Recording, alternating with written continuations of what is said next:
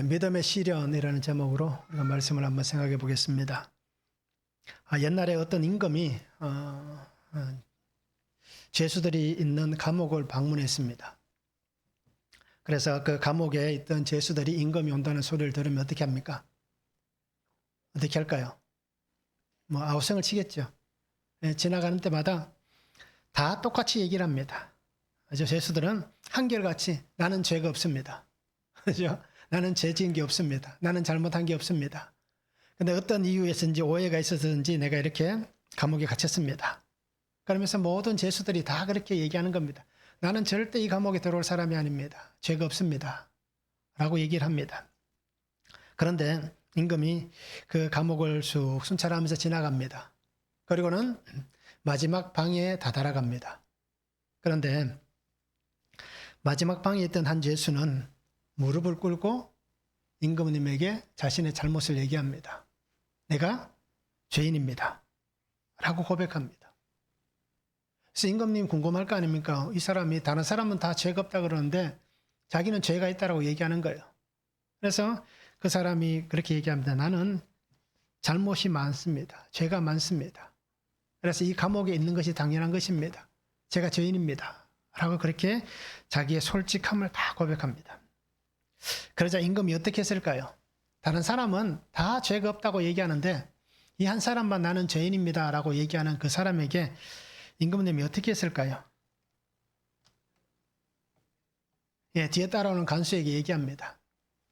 이 사람을 내보내라 라고 석방하라고 얘기합니다. 그러면서 하는 얘기가 무엇이겠습니까? 이곳은 죄가 없는 사람들이 있는 곳이지 죄 있는 사람이 있는 곳은 아니다 라고 얘기를 합니다. 어떻게 보면 반대잖아요. 그렇죠? 감옥은 죄가 있어야 잘못을 해야 가는 곳인데 임금은 다른 사람들은 다 죄가 없다는데 이 사람만 죄가 있다고 하니까 그러면 이 사람은 이들과 같이 있을 수가 없다라고 판단을 내린 겁니다. 그의 솔직함, 그의 정직함, 그것에 어떻게 보면 감동을 받고 이 사람을 그렇게 석방을 해준 것입니다. 자, 이럴 때 우리가 한번 생각해 보시기 바랍니다. 변명은 어떨까요? 변명은 자신을 병들게 합니다. 그래서 우리가 그런 얘기를 한번 들어보셨을 거예요. 핑계 없는 무덤은 없다. 그죠? 사람들은 죽어서도 핑계거리가 있다라고 얘기를 하는 겁니다. 어떤 핑계든지 다 있습니다. 그런데 우리가 정말 솔직하지 않으면 특히 신앙인으로서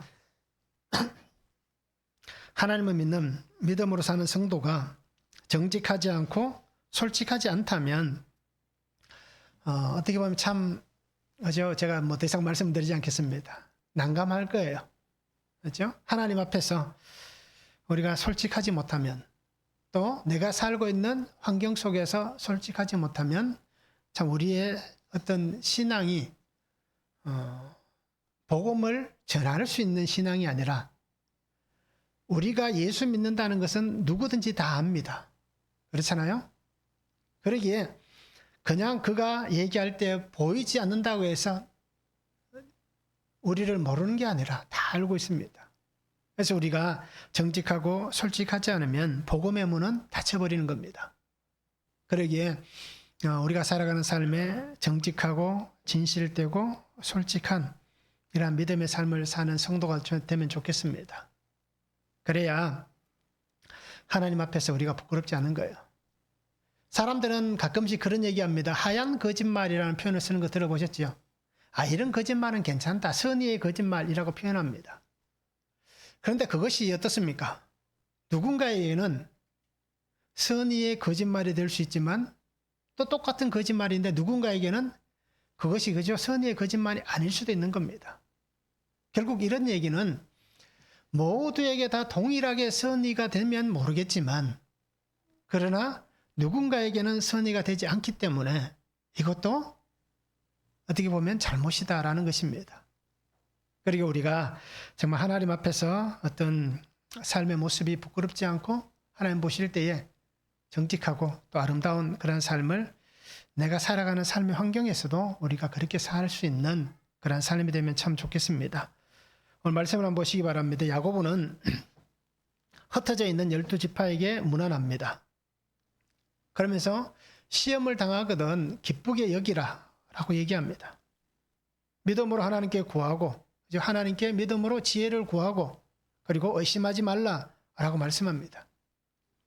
낮은 자는 자기의 높음을 자랑하고 부한 자는 자기의 낮아짐을 자랑하라 라고 그렇게 말씀을 하고 있습니다. 자, 믿음의 시련 첫 번째는 말씀을 통해서 하나님의 마음을 깨닫게 하십니다. 1절에서 4절입니다. 하나님과 주 예수 그리스도의 종 야고보는 흩어져 있는 12지파에게 문안하노라. 내 형제들아, 너희가 여러 가지 시험을 당하거든 온전히 기쁘게 여기라. 이는 너희 믿음의 시련이 인내를 만들어내는 줄 너희가 알미라. 인내를 온전히 이루라. 이는 너희로 온전하고 구비하여 조금도 부족함이 없게 하려 함이라 라고 말씀합니다. 자, 야고보는 누구입니까? 예수님의 제자 야고보가 아니고 예수님의 동생 야고보입니다. 오늘 야고보서의 저자는. 자, 그리고 이 야고보는 초대 교회의 종교라고 표현하면 그렇지만 초대 교회의 지도자였습니다. 자, 우리가 베드로가 예수님의 12제자의 첫 번째 제자로서 모든 사도들의 어떻게 보면 리더라고 얘기할 수 있잖아요. 그런데 교회의 지도자는 누구였습니까? 베드로보다 따지고 보면 이 야고보가 우리가 쉽게 표현한 대로 힘이 실질적 권세가 더 있는 사람이었습니다. 왜요? 예수님의 동생, 친인척이었기 때문에 그런 겁니다. 그래서 베드로도 여러 가지 모습에서 이 야고보의 눈치를 참 많이 봤습니다. 우리 복음 성경에 보면 사도행전이라든지 보면 나와 있습니다.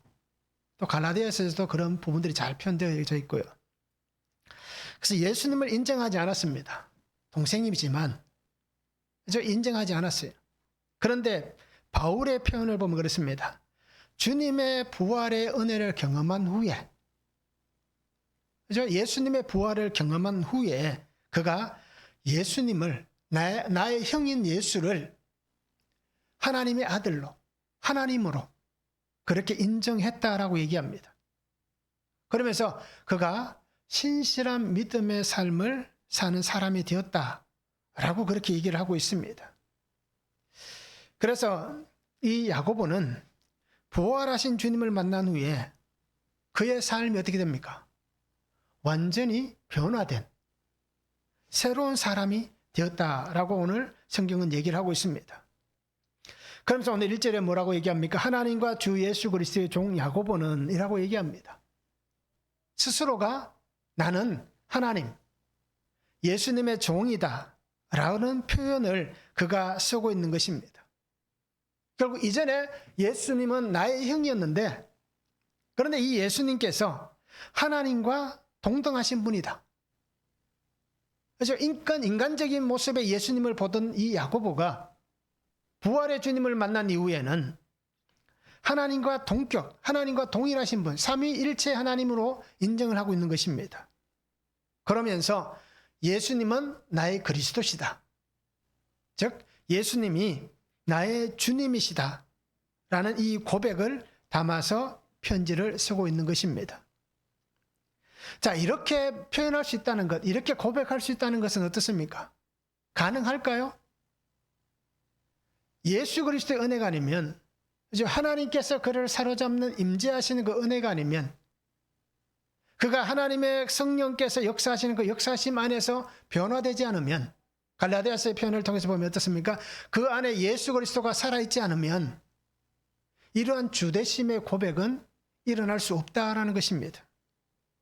그래서 야고보는 자신이 하나님의 은혜를 깨닫는, 내가 하나님의 은혜를 깨달았기 때문에 이렇게 고백할 수 있다라는 것입니다.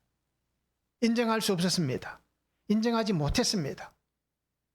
그런 사실을 이제 인정할 수 있는 그러한 삶이 된 것입니다. 하나님의 말씀, 하나님께서 역사하신 그 은혜 안에서 하나님의 약속의 은혜를 깨닫게 되었기 때문에 이렇게 고백할 수 있는 것입니다. 그러니까 내 삶으로 고백하는 겁니다.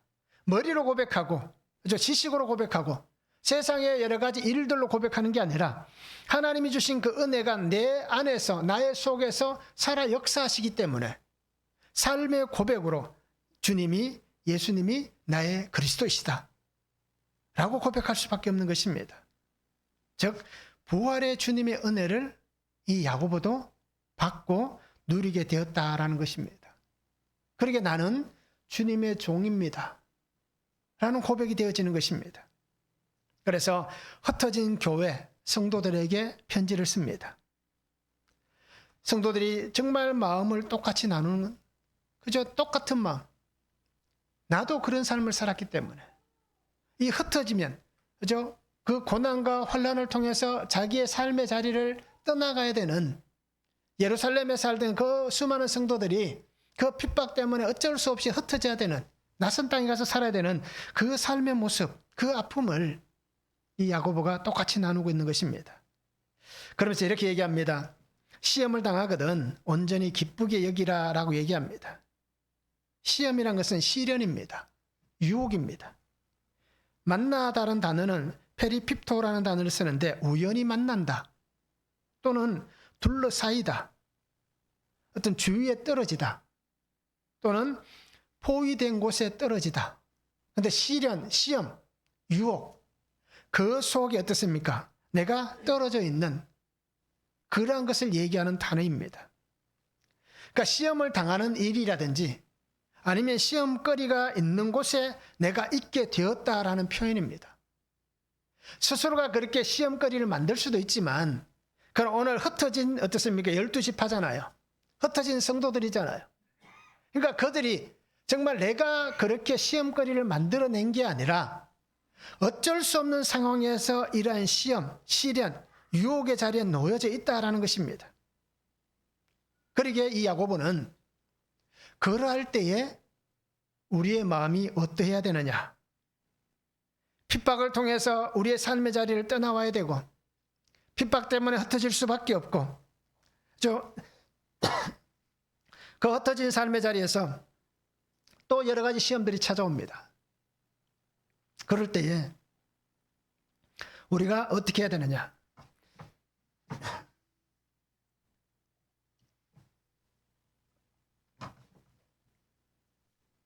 야고보는 얘기합니다.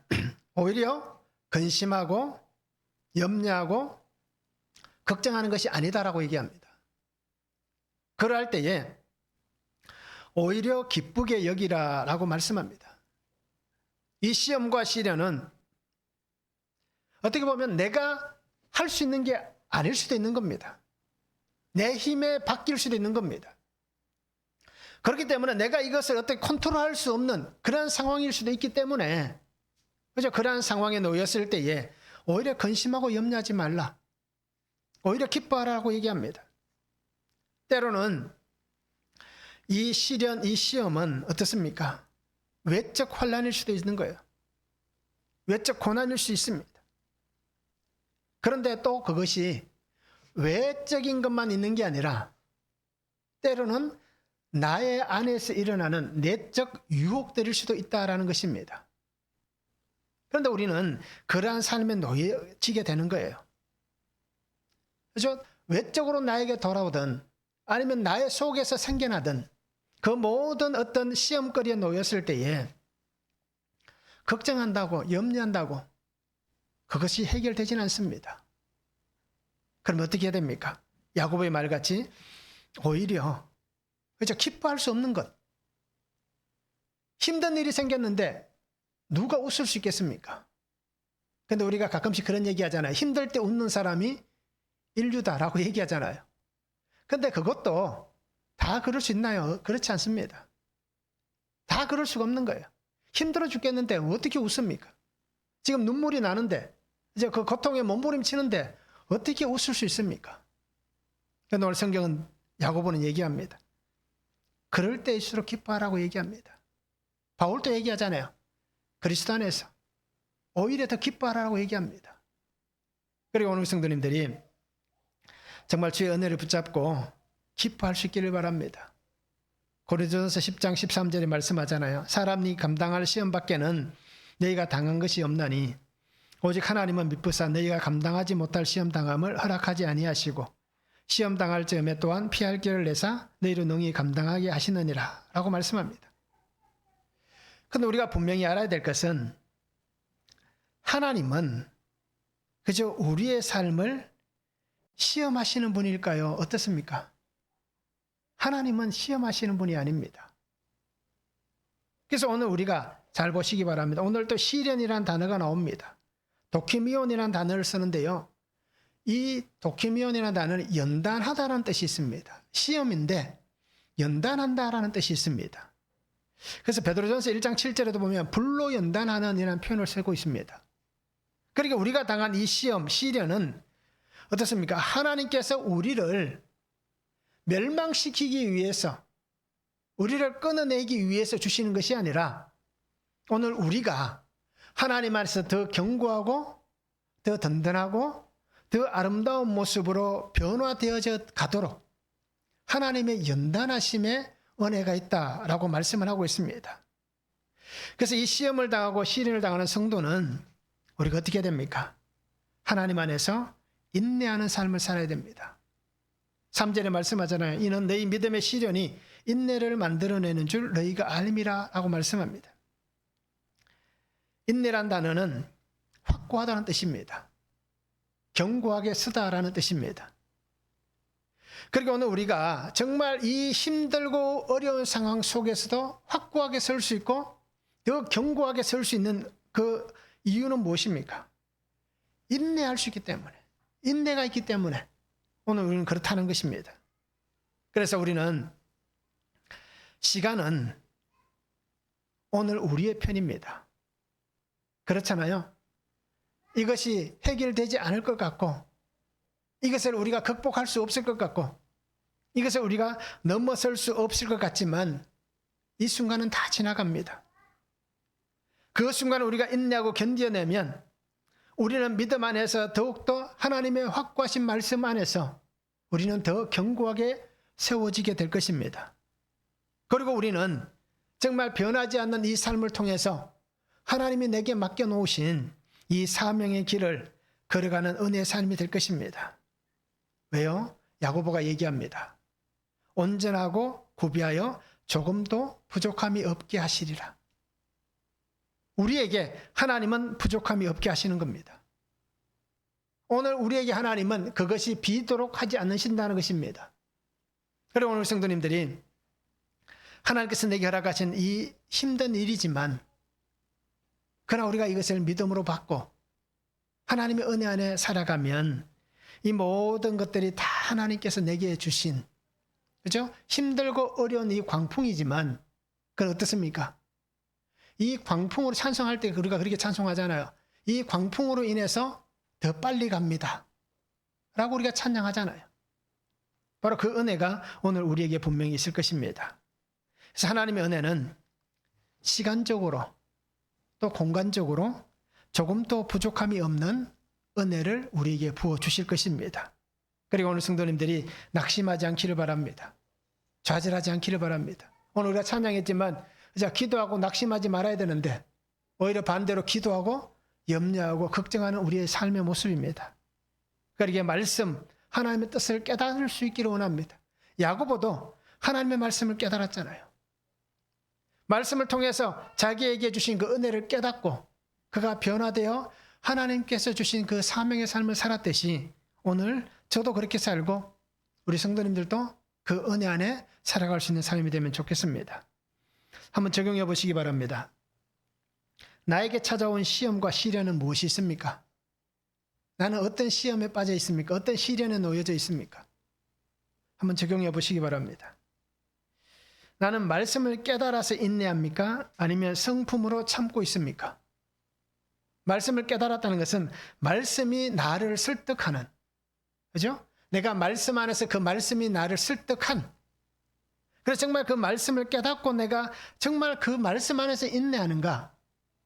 아니면 성품으로 다른 사람에게 보여주기 위해서, 그것도 교회에서 저 정도 하시는 분이면 그렇게 하셔야죠 라고 하는 어떤 그런 것들 때문에, 아니면 나는 사람이 너무 좋으니까 그렇게 성품으로 내가 참고 있는지 우리가 한번 적용해 보시면 좋겠습니다. 두 번째는 이 믿음의 시련은 하나님께 지혜를 구하게 합니다. 5절에서 8절입니다. 너희 중에 누구든지 지혜가 부족하거든 모든 사람에게 후히 주시고 꾸짖지 아니하시는 하나님께 구하라. 그리하면 주시리라. 오직 믿음으로 구하고 조금도 의심하지 말라. 의심하는 자는 마치 바람에 밀려 요동하는 바다 물길 같으니 이런 사람은 무엇이든지 주께 얻기를 생각하지 말라. 두 마음을 품어 모든 일에 정함이 없는 자로다 라고 말씀합니다. 자, 성도의 삶에 찾아오는 시험과 시련이 있습니다. 이것이 오늘 우리의 유혹의 환경일 수도 있습니다. 나를 유혹하는 것일 수도 있고요. 때로는 이것이 하나님의 연단하시는 그 환경일 수도 있습니다. 그런데 야고보는 뭐라고 얘기합니까? 그것이 그냥 시험이든 연단이든 모든 환경을 이기기 위해서는 하나님께 구해야 된다라고 얘기합니다. 내가 겪고 있는 이 힘든 일들, 이 아픔들, 이 유혹들 하나님께 구해야 된다라고 얘기하고 있습니다. 그럼 무엇을 구해야 되는가? 지혜를 구하라 라고 얘기합니다. 지혜란 소피아라는 단어를 씁니다. 그런데 이 지혜 소피아는 현명하다, 지혜롭다 또는 숙련됐다, 노련하다 라는 소피조라는 단어에서 나온 것입니다. 그러니까 내가 하나님께 지혜를 구한다. 이 지혜는 어떻게 보면 하나님의 현명함, 그죠? 아니면 하나님의 어떤 숙련되어져 있는 세상에서 주어지는 그러한 지식이 아니라 하나님에게서 나오는 어떤 하나님의 그 아름다움, 그것을 얘기하는 것입니다. 그러니까 지혜는 하나님께서 주시는 겁니다. 지혜는 하나님을 따라가는 것입니다. 성도가 살아가면서 이 삶에 지혜가 있다라는 것은 내가 하나님과 함께 살아가는 삶, 하나님이 나를 인도하시고 나는 하나님을 따라가는 그 삶이 성도의 지혜로운 삶이다라고 얘기할 수 있는 거예요. 하나님께서 말씀을 통해서 우리에게 지혜를 주십니다. 그 말씀을 통해서 하나님의 뜻을 분별하게 하십니다. 그 말씀을 통해서 내가 살아가는 삶의 자리에서 하나님의 말씀이 이루어지는, 또 하나님의 말씀의 역사가 나타나는, 그래서 내가 정말 하나님 안에서, 하나님의 말씀 안에서 지혜로운 성도로 살아가는 그 삶이 하나님께 지혜를 구하고 또 그 지혜 안에 사는 삶이다라는 것입니다. 오늘 야고보는 분명히 얘기하잖아요. 지혜를 구하는 자에게 하나님은 지혜를 주신다라고 얘기합니다. 자, 우리가 가장 좋은 예로 지혜를 구한 사람 누가 있습니까? 솔로몬은 우리가 너무 잘 알잖아요. 그래서 우리가 이 솔로몬 열왕기상 3장 4절 이후에 보면 나와 있습니다. 솔로몬이 무엇을 구합니까? 듣는 마음을 종에게 주사 주의 백성을 재판하여 선악을 분별하게 하옵소서라고 얘기합니다. 듣는 마음을 주시고 선악을 분별할 수 있는 마음을 달라고 그렇게 하나님에게 구합니다. 하나님 뭐라고 얘기합니까? 내가 장수도 구하지 않고, 그죠? 부도 구하지 않고, 적을 물리치는 것도 구하지 않고, 지혜를 구했다라고 얘기합니다. 그래서 하나님 분명히 이렇게 얘기합니다. 내가 내 말대로 하여 내게 지혜롭고 청명한 마음을 주노니라고 얘기합니다. 그가 구한 그 지혜, 하나님의 어떻습니까? 하나님의 마음, 듣는 마음, 그걸 분별할 수 있는 그 마음, 그것이 하나님에게부터 나온 그 마음이다라는 것입니다. 잠언 3장 14절과 18절에 보면 이렇게 말씀합니다. 이는 지혜를 얻는 것이 은을 얻는 것보다 낫고 그 이익이 정금보다 나음이니라. 지혜는 그 얻는 자에게 생명나무라. 지혜를 가진 자는 복되도다 라고 말씀합니다. 은을 얻는 것보다 낫다라고 얘기하잖아요. 생명나무다라고 얘기를 하고 있습니다. 그리고 결국 하나님과 함께하는 하나님의 말씀의 은혜, 하나님이 주시는 그 은혜 안에서 우리가 살아갈 수 있고 또 살아날 수 있고 또 살릴 수 있는 그런 삶이다라는 것입니다. 우리가 하나님 뜻을 잘 분별합니까? 하나님 말씀을 잘 듣고 있습니까? 하나님의 말씀대로 우리가 삶을 잘 살아가고 있습니까? 어떻습니까? 오늘 큐티가 뭐 있습니까? 믿음이 있다고 하면서 행함이 없는 믿음은 그 자체가 죽은 믿음이다 라고 오늘 말씀하잖아요. 큐티, 오늘 우리 주일 본문에. 자, 이렇다 어떻습니까? 우리는 하나님 뜻을 분별하지도 못하면서 하나님 말씀을 듣지도 않고 행하지도 않는 삶을 삽니다. 그러면서 나는 하나님을 잘 믿는다라고 얘기합니다. 나는 하나님과 함께 하고 있다라고 얘기합니다. 자, 이렇게 말하지만 저도 어떻습니까? 저도 똑같은 사람입니다. 하나님 말씀을 듣지도 못하고 행하지도 않고 분별하지도 않으면서 그냥 목사니까 보여지기 괜찮아 보이는, 멀쩡해 보이는, 그렇습니다. 그런데 어떨까요? 속은, 원래 모습은 똑같습니다. 지저분하고 더럽고 추악합니다. 우리는 다 똑같은 인생들이에요. 그러기에 우리는 오늘 야고보 얘기같이 하나님의 지혜를 구해야 됩니다. 구하지 않으면 살 수가 없습니다. 구하지 않으면서 나는 괜찮다라고 얘기하는 그 자체가 잘못된 거예요. 그러니까 오늘 성도님들이 하나님의 은혜를 구하고 지혜를 구할 수 있는 그러한 삶이 되기를 원합니다. 그러면서 야고보는 얘기합니다. 의심하지 말라라고 얘기합니다. 의심하는 이 단어는 디아크리노라는 단어를 쓰는데요. 철저하게 분리한다라는 뜻입니다. 완전히 분리시키는 겁니다. 또는 반대한다.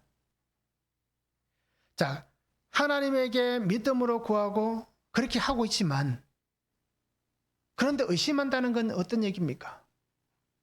내가 기도는 했으면 이것이 이루어질 것이다 라고 그렇게 믿어야 되는데 기도는 그렇게 하면서 구하기는 그렇게 구하면서 의심한다는 것은 이것이 분리되는 거예요.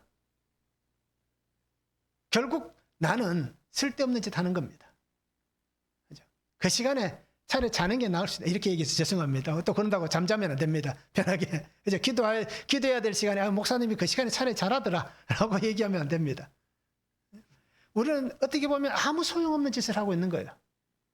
그러니까 우리가 지금까지 살아오면서 기도 응답이 없는 인생을 사는 겁니다. 그런데 믿음으로 구하면 어떻습니까? 하나님께서 우리에게 동일한 은혜로 주시는 겁니다. 그래서 야고보는 이렇게 얘기합니다. 의심하는 자는 결국 어떤 것도 얻을 수 있다. 얻기를 생각하지 말라라고 얘기합니다. 그래서 야고보는 그것을 이렇게 표현합니다. 의심하는 자는 두 마음을 품은 자라다라고 얘기를 합니다. 의심은 관계를 깨트립니다. 서로가 불신하게 합니다. 서로가 인정되지 않는 관계가 됩니다. 이것은 우리가 사람의 속마음을 알 수 없으니까 그렇잖아요. 서로가 서로의 속을 모르니까 결국 의심이 생기기 시작하면 관계들은 다 흐트러집니다. 부부 관계도 그렇게 해서 깨어지는 것이고요. 형제 관계도 그렇게 깨어지는 것이고요.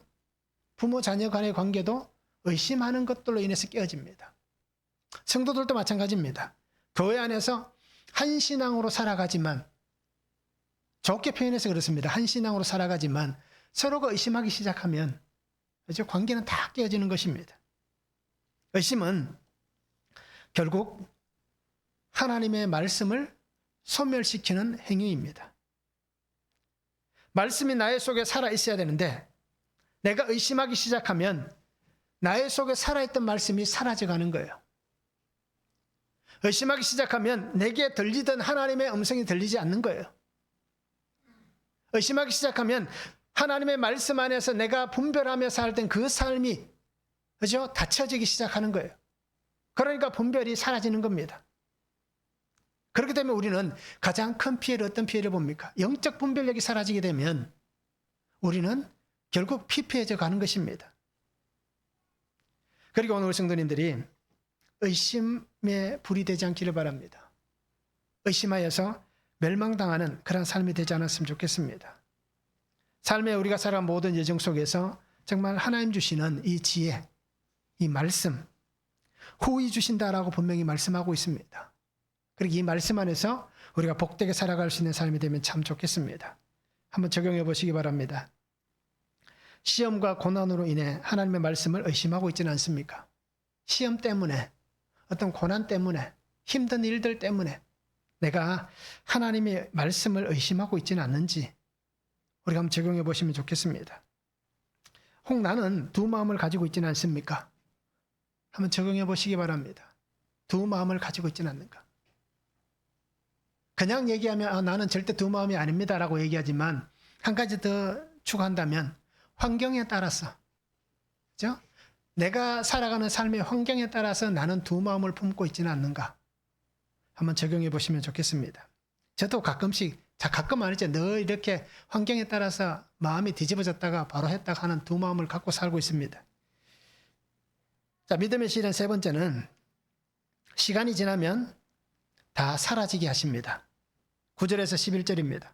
낮은 형제는 자기의 높음을 자랑하고 부한 자는 자기의 낮아짐을 자랑할지니 이는 그가 풀의 꽃과 같이 지나감이라. 해가 돋고 뜨거운 바람이 불어 풀을 말리면 꽃이 떨어져 그 모양의 아름다움이 없어지나니 부한 자도 그 행하는 일에 이와 같이 쇠잔하리라 말씀합니다. 자, 우리가 믿음으로 삽니다. 그런데 항상 좋은 일만 있으면 얼마나 좋을까요? 매일 웃을 수 있고 감사할 수 있고, 그죠? 그냥 이렇게 표현 한번 해보면 어떨까 싶습니다. 부부간에 서로 얼굴만 쳐다봐도 너무 좋아서, 죄송합니다. 너무 좋아서, 그죠? 그럴 일이 없다라고 나를 쳐다보시는 분들이 많은 것 같아서, 그죠? 얼굴만 봐도 좋은 그런 일들만 있으면 얼마나 좋을까요? 그런데 어떻습니까? 보기만 봐도 짜증나고 싫고, 그죠? 아침에 눈 떴는데 옆에서 숨만 쉬어도 성질나는. 혹시 그런 일들도 우리에게 그쵸? 그런 일도 많잖아요. 그러니까 항상 좋은 일만 있는 것도 아니고, 또 어떻게 보면 항상 또 나쁜 일만 있는 것도 아니고, 항상 좋은 일만 있을 수 있는 것도 아니고, 항상 나쁜 일만 있는 것도 아닙니다. 그런데 오늘 우리가 살아가는 삶에 정말 좋은 일만 있으면 좋겠습니다. 그래서 하나님께서 우리의 삶의 자리에 감사하기, 어떻게 보면 하나님 정말 좀 그만 감사하고 싶습니다 라고 얘기할 만큼, 그죠? 항상 좋은 일만 있기를 원합니다. 자, 오늘 야고보는 이렇게 얘기합니다. 낮은 형제는 자기의 높음을 자랑하고 부한 자는 자기의 낮아짐을 자랑하라 라고 얘기합니다. 자, 낮은 형제는 좀 비천하다는 표현이에요. 자, 그러면 비천한 자가 나의 높음을 자랑할 게 있을까요? 여기에서 자기의 높음은 이것입니다. 예수님 안에서 구속의 은혜를 받고, 그죠? 예수님으로 하나님의 자녀가 되었다라는 뜻입니다. 그러니까 우리가 사는 모든 삶의 자리에서 나는 어떻게 보면 비천한 자잖아요. 그런데 내가 높아졌다는 것은 예수님 때문에 그 구원의 은혜를 통해서 하나님의 자녀가 되는 그 높아짐의 자리에 있다라는 뜻입니다. 그럼 반대로 부한 자가 자기의 낮아짐을 자랑하라는 얘기는 뭡니까? 이 자기의 낮아짐은 영적 낮아짐입니다. 즉 겸손입니다. 그렇죠? 예수님의 겸손. 하나님 안에서 믿음으로 겸손해졌다라는 표현입니다. 그런데 분명히 오늘 야고보가 얘기하는 것은 이렇게 높아진 자든 낮아진 자든, 낮은 자든 부한 자든 결국 우리는 하나님 은혜 안에 사는 자가 되어야 되는 겁니다. 오늘 우리가 간증한 그 친구가 얘기하잖아요. 10년이 지나왔어요. 예수님 안에서 변화되고 가정이 변화되어 왔습니다. 그런데 어떻습니까? 10년 전에 싸우는 거나 10년이 지난 지금에 싸우는 거 똑같다는 거예요. 근데 그게 잘못된 거잖아요. 왜? 싸울 수 있잖아요. 부부간에 싸울 수 있고 부모 자녀간에 싸울 수 있는 거예요. 근데 그 속에 누가 있습니까?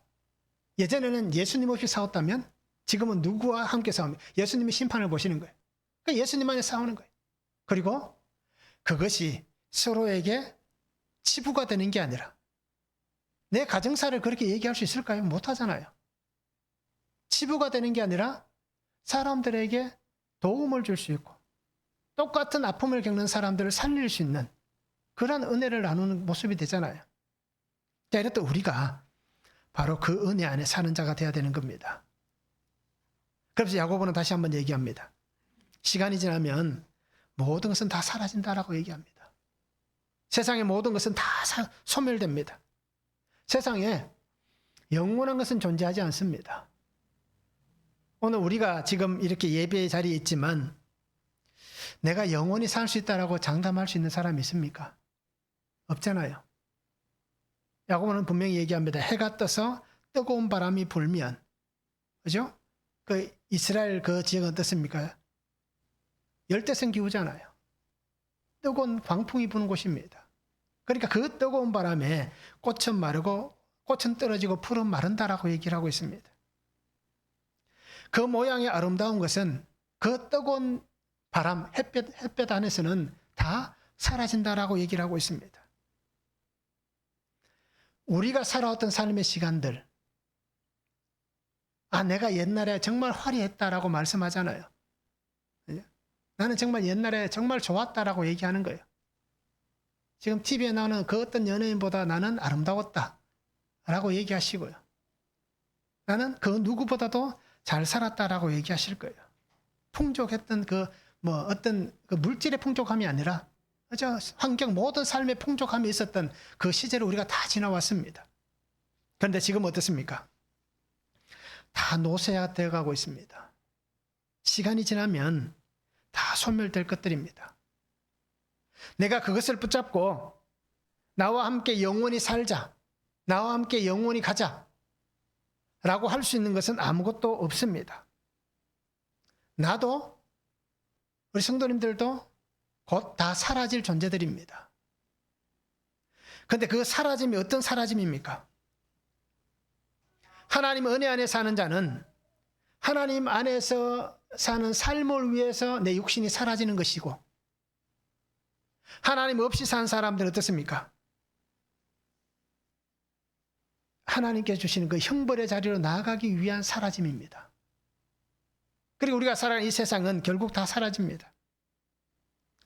결국 내가 하나님 말씀 안에서 구속의 은혜를 얻지 못하면, 그 구원의 살리심을 얻지 못한다면 우리는 하나님에게서 쫓겨나는 인생이 되고, 그 영원한 형벌의 자리에서 정말 우리는 고통하며 살아가게 되는 거예요.